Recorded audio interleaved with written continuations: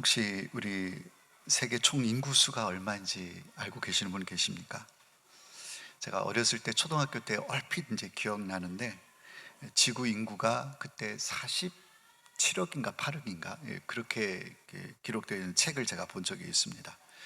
벌써 이제 뭐 횟수로 하면 40년이 훌쩍 넘은 얘기인데 40년이 지난 지금의 오늘날 지구 총 인구수가 얼마인가 제가 인터넷에 한번 검색을 해봤더니 82억이랍니다.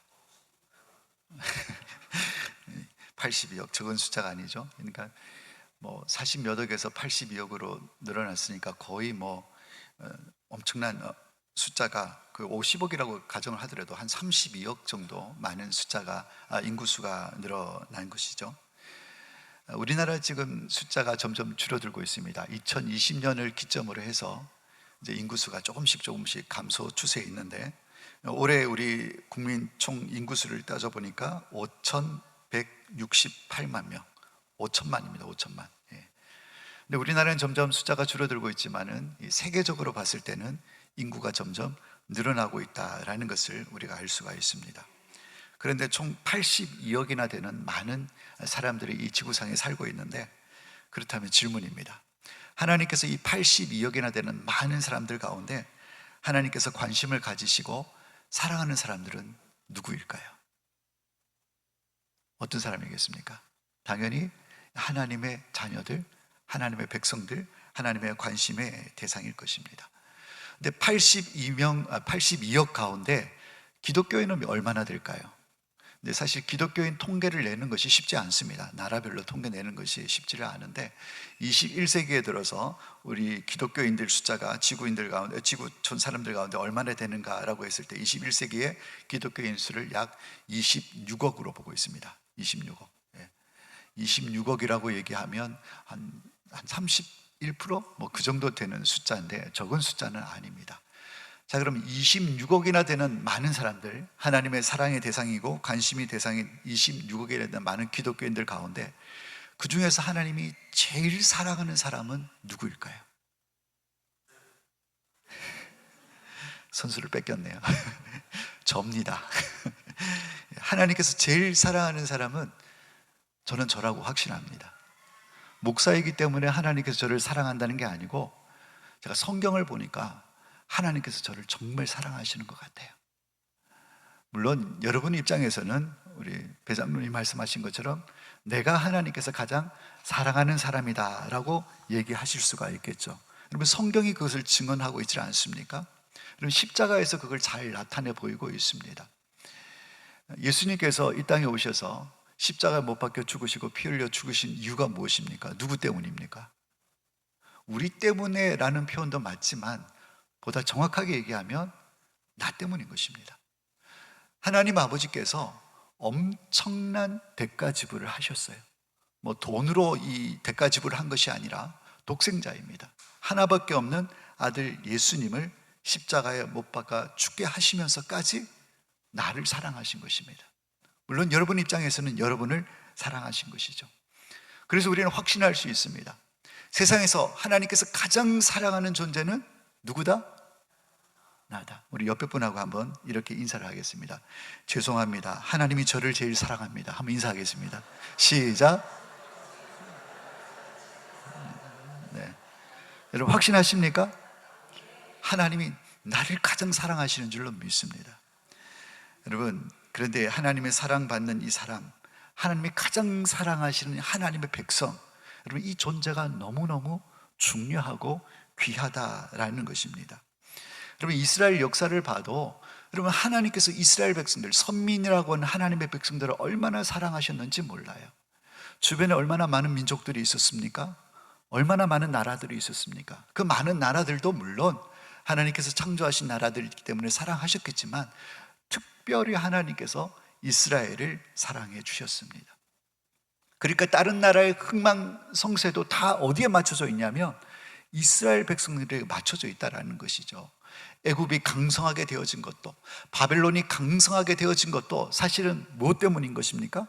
하나님의 백성들 때문에 그렇다라는 것이죠. 하나님 백성들이 말을 안 들으니까 그들을 징계하기 위한 도구로 애굽을 강성하게 하시고 바벨론을 강성하게 하셔서 그래서 쳐들어오게 만들고 끌고 가게 만들고, 이런 일들도 결국은 이방인이 크게 부흥하고 잘 되는 것도 무엇 때문이라는 것입니까? 하나님의 백성, 이스라엘 백성들 때문에 그렇다라는 것을 알 수가 있다라는 것이죠. 여러분, 역사뿐만 아닙니다. 환경도 마찬가지입니다. 하나님의 백성들이 환경에 미치는 영향이 얼마나 큰지 모릅니다. 여러분, 에덴 동산을 한번 생각해 보시길 바랍니다. 하나님께서 따먹지 말라 하는 선악을 알게 하는 나무의 열매를 따먹은 사람은 아담과 하와였습니다. 그런데 우리가 창세기를 자세히 들여다보게 되면 저주를 받는 대상들이 나옵니다. 유혹했던 뱀도 저주를 받지만 또 무엇이 저주를 받습니까? 아담과 하와는 지은 죄가 있기 때문에 그 죄에 대한 대가 지불로 벌을 받는 것은 지극히 당연한 것입니다. 그런데 또 무엇이 저주를 받습니까? 땅이 저주를 받아요. 아니, 땅이 무슨 잘못을 했습니까? 죄를 지은 사람은 아담과 하와인데 아담과 하와가 살고 있는 땅도 저주를 받아서 가시와 엉겅퀴를 내는 이런 환경이 달라지는 일이 일어났다라는 것이죠. 특별히 땅이라는 것은, 이 땅이라는 환경은 언약 백성과 뗄래야 뗄 수 없는 밀접한 관계에 놓여져 있는 것을 우리 성경 여러 곳에서 우리가 발견할 수가 있습니다. 에덴 동산이 그랬고요. 여러분, 가나안 땅을 생각해 보시길 바랍니다. 가나안 땅은 하나님께서 아브라함에게 약속으로 주신 땅입니다. 그리고 아브라함과 약속하면서 그 후손들에게 영원히 주시겠다고 하신 땅이 바로 가나안 땅인 것입니다. 창세기 17장에 보면 하나님께서 아브라함과 그의 후손들과 언약을 맺으시는 장면이 나옵니다. 그게 보면 17장 7절 말씀에 이렇게 기록이 되어져 있습니다. 내가 내 언약을 나와 너 및 네 대대 후손 사이에 세워서, 하나님께서 아브라함과 그의 후손과의 대대로 언약을 세우겠다라고 말씀을 하고 있습니다. 그래서 영원한 언약을 삼으면서 17장 8절 말씀에는 이 땅 곧 가나안 온 땅을 주겠다, 이렇게 말씀을 하고 계십니다. 그러니까 가나안 땅은 하나님과 아브라함 그리고 그의 후손들과 뭐 사이에서 언약 사이에서 맺어져서 주어진 땅이 가나안 땅이라는 것을 알 수가 있습니다. 그러니까 나는 너희들의 하나님이 되겠다, 그리고 너희들은 내 백성으로 살아가게 될 때에 이 가나안 땅이 너희들의 기업이 된다. 여러분, 이게 약속인 것입니다. 그러니까 이스라엘 백성들이 가나안 땅에서 살아갈 수 있는 근거가 무엇이냐면 하나님과의 세운 무엇입니까? 약속, 다른 말로 하면 언약. 이 언약 때문에, 이 언약에 근거해서 그들이 가나안 땅에 살아갈 수가 있었다라는 것입니다. 그런데 이스라엘 백성들이 이 가나안 땅에서 언약 백성답게 살아가지 못한다고 한다면 더 이상 그 땅에서 살 자격이 주어지지 않는 것입니다. 박탈당하는 것이죠. 그러니까 이스라엘 백성들이 가나안 땅에 살면서 하나님을 자신들의 하나님으로 삼고 또 자신들이 하나님의 백성이 되어서 언약을 잘 지키며 말씀에 순종하며 살아가게 될 때에 그 땅이라는 환경은 젖과 꿀이 흐르는 땅이 되어지겠지만, 그러나 하나님의 약속과 언약을 저버린 채 하나님 말씀에 불순종하고 살아가게 될 때에 더 이상 그 땅은 언약의 땅, 약속의 땅, 젖과 꿀이 흐르는 땅이 아니라 망하는 땅이고 삼키는 땅이 된다라고 성경은 말씀을 하고 있는 것입니다. 결국 역사가 말해주는 것이 무엇입니까? 이스라엘 백성들이 하나님과의 언약을 저버리게 됩니다. 그리고 하나님만을 섬겨야 하는데 가나안에 있는 신들을 섬기게 됩니다. 언약을 파괴한 것이죠. 결국 그러다 보니 하나님의 은혜와 보호하심이 이스라엘 백성들을 떠나게 되는 것입니다. 그리고 그들은 말할 수 없는 고통과 심판을 겪게 되는 것을 성경에서 발견하게 됩니다. 오늘 우리가 읽은 말씀, 역대하 7장 13절 말씀에도 그 심판의 내용들이 기록이 되어져 있습니다. 우리 13절 말씀을 같이 한번 읽어보겠습니다. 13절입니다. 혹 내가 하늘을 닫고 비를 내리지 아니하거나, 혹 메뚜기들을 토지서산을 먹게 하거나, 혹 전염병이 내 백성 가운데 유행하게 할 때에, 여기 나오는 가뭄, 메뚜기, 전염병, 이것이 다 무엇입니까? 이스라엘 백성들이 언약 백성으로서의 약속을 지키지 않고 살아가게 될 때에 그 땅에 임한 재앙들임을 우리가 알 수가 있는 것입니다. 가뭄이 생겨서 농사가 잘 되어지지 않습니다. 겨우 소출이 조금 났는데 메뚜기가 와서 그것을 다 먹어버리는 것입니다. 뿐만 아닙니다. 전염병이 창궐해서 많은 사람들이 죽어나가는 이 모든 것이 다 무엇의 결과인 것입니까? 그 땅에 살고 있는 하나님의 백성들이 언약을 바로 지키지 않았기 때문에, 약속을 바로 지키지 않았기 때문에 임한 재앙의 결과라다라는 것을 말씀하고 있다는 것이죠. 그러니까 모든 원인은 어디에 있는 것입니까? 그 땅에 살고 있는 하나님의 백성들의 원인이 있다는 것을 말씀하고 있는 것입니다. 그래서 오늘 보면 14절 말씀에도 내 이름으로 일컫는 내 백성이 그들의 악한 길에서 떠나라고 얘기를 하고 있습니다. 원인은, 문제는 하나님의 이름으로 일컫는 하나님의 백성들이 악한 길에 거하였기 때문에, 악한 일을 행하였기 때문에 이런 심판이 오게 되었다라고 말씀하고 있다라는 것이죠. 원인이 다른 데 있는 것이 아닙니다.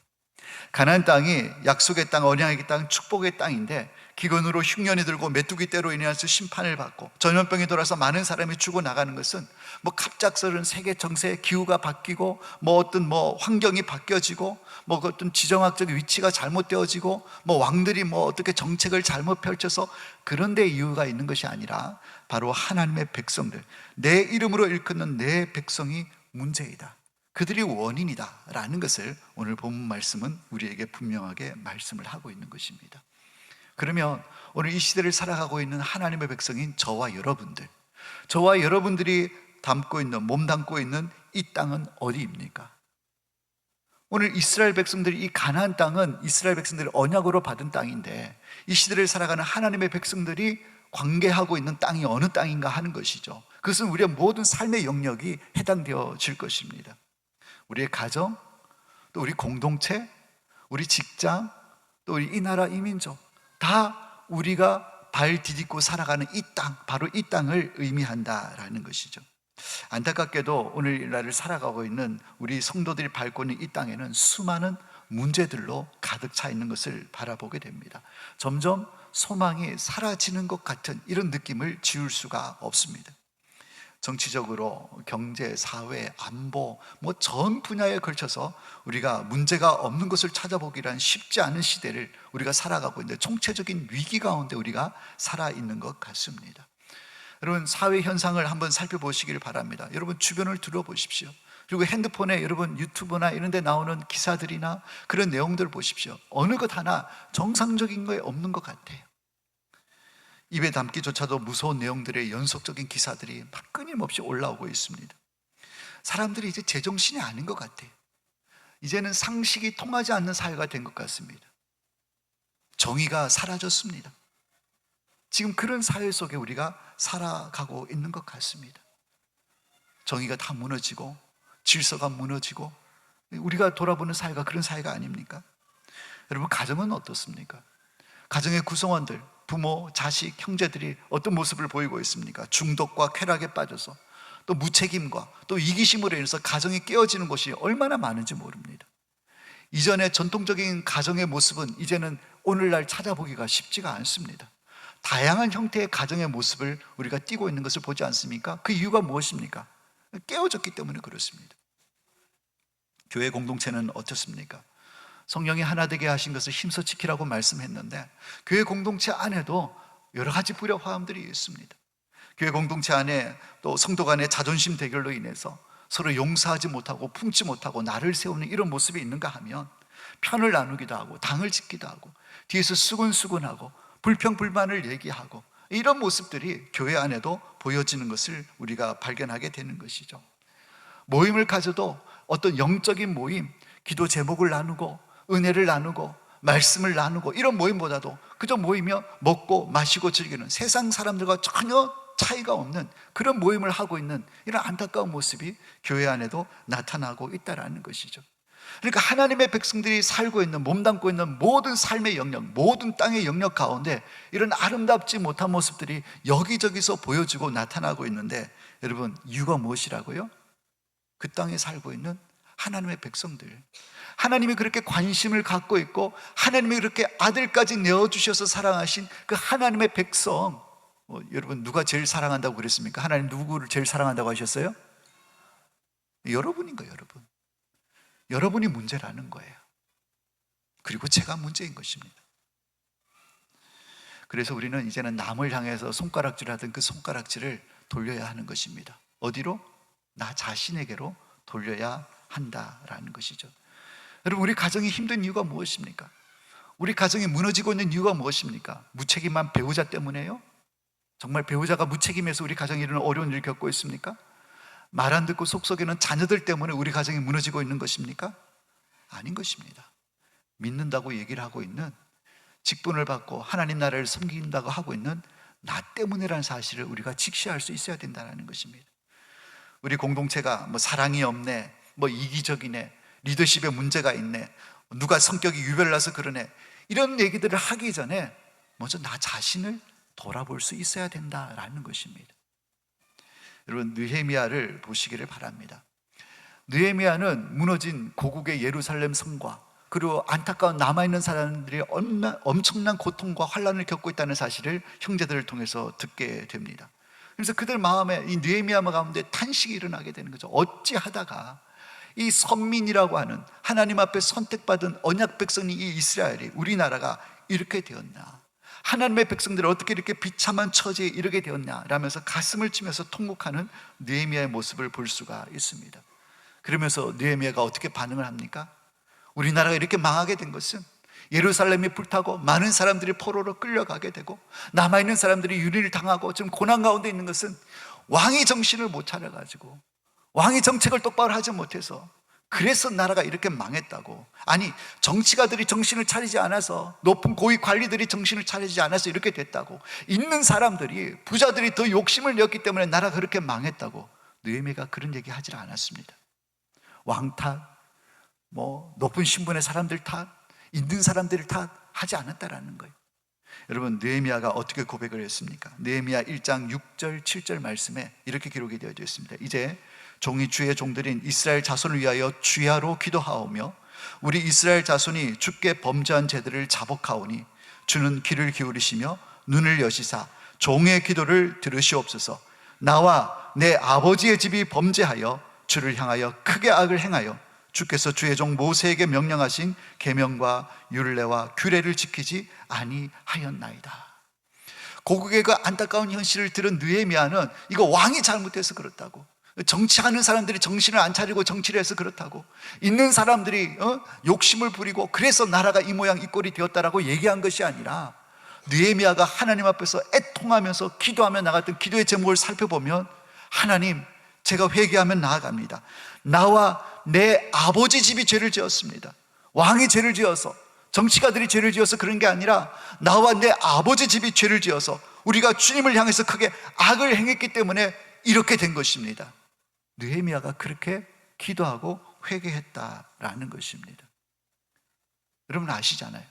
그 뒤에 느헤미야 결과를 보면 무너진 예루살렘 성벽을 다시 재건하고 나라가 회복을 향해서 나아가는 그런 놀라운 결과를 보지 않습니까?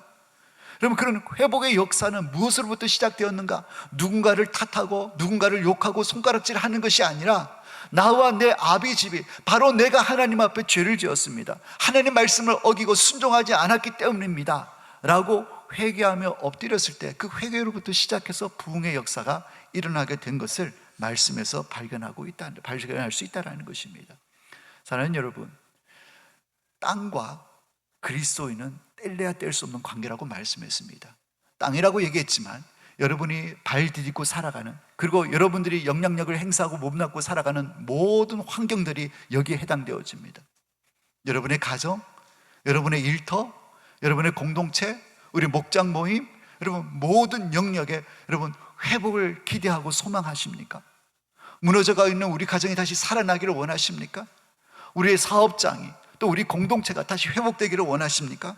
여러분, 회복의 방법이 오늘 본문에 구체적으로 잘 나타나 있습니다. 정말 회복을 원하신다고 한다면 오늘 이 본문의 말씀을 잘 새겨야 될 줄 압니다. 오늘 14절 말씀으로 다시 돌아가면, 오늘 14절 말씀에 회복의 첫 번째 단계가 있습니다. 그것은 바로 내 이름을 일컫는 내 백성인 것입니다. 하나님의 백성이 어떻게 해야 됩니까? 악한 길을 떠나야 한다는 것입니다. 악한 길을 떠나야 한다는 것. 남 손가락질 할 것 없습니다. 내가 가고 있는 악한 길을 떠나야 하는 것입니다. 가지 말아야 할 곳, 보지 말아야 될 것, 만지지 말아야 될 것, 소유하지 말아야 될 것, 관계하지 말아야 될 것을 여전히 품고 하고 있으면서 우리 가정이 이 모양 이 꼴이라고, 우리 공동체가 이 모양 이 꼴이라고, 리더가 능력이 없어서 그렇다고 아니라는 것입니다. 내가 그런 삶 가운데 있으면 여러분 회복이 일어나지 않는 것입니다.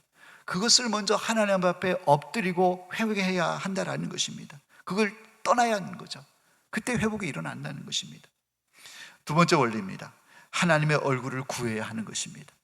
겸손하게 하나님의 얼굴을 찾고 구해야 하는 것입니다. 다른 말로 하면 기도해야 하는 것입니다. 낮아진다는 얘기는 무엇입니까? 나에게는 소망이 없다는 얘기인 것입니다. 하나님, 제 삶이 이래요. 제 힘으로는 이것을 바꿀 수 없어요. 도무지 저에게는 소망이 없습니다. 나로서는 할 수 없습니다. 하나님, 은혜를 베풀어 주세요. 하나님, 불쌍히 여겨주세요. 하나님의 도우심을 구하고 하나님 앞에 엎드려 부르짖고 기도해야 하는 것입니다. 그리고 세 번째는 그 기도를 하나님이 들으시고 용서해 주셔야 하는 것입니다.